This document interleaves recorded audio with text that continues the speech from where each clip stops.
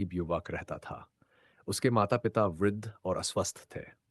गाँव का वैद्य उनकी दवा करते-करते थक गया और अंततः उसने अर्जुन से कहा, "यदि तुझे अपने माता-पिता को बचाना है, तो अमृतकुंड का जल लाना होगा। वही उनकी आखिरी आशा है।" अर्जुन का हृदय माता-पिता की पीड़ा देखकर पिघल गया। उसने निश्चय किया कि चाहे जान भी क्यों न चली जाए, वह अमृतकुंड से जल अवश्य लाएगा। एक रात जब पूरा गांव सो रहा था, अर्जुन चुपचाप जंगल की ओर निकल पड़ा। चांदनी धरती पर बिखरी थी और पेड़ों की शाखाएं अजीब परछाइयां बना रही थीं। पत्तों की सरसराहट और दूर कहीं उल्लू की आवाज वातावरण को और भयावह बना रही थी। अर्जुन का उनका हृदय धड़क रहा था, लेकिन माता-पिता का चेहरा याद आते ही उसके कदम और दृढ़ हो जाते।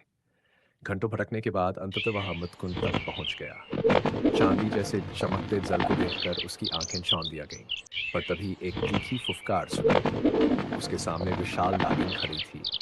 फन फैला हुआ, आंखें अंगारे जैसी लाल और स्वर गर्जनापूर्ण।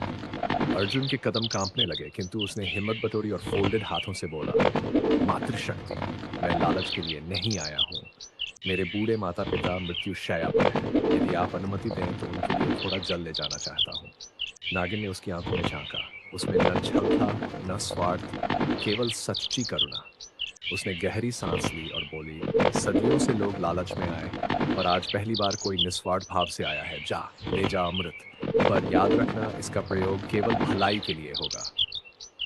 अर्जुन ने कृतज्ञ होकर प्रणाम किया और लोटे में जल भरकर गांव लौट आया। उसने अपने माता पिता को वह अमृत पिलाया। देखते ही देखते उनका चेहरा खिल उठा, रोग मिट गए और उनमें नई ऊर्जा का संचार हो गया। गांव में यह चमत्कार देखकर हर कोई अर्जुन की प्रशंसा करने लगा। किंतु अर्जुन ने कभी उस जल का दुरुपयोग नहीं किया। उसने बीमार और असहाय लोगों की सेवा की।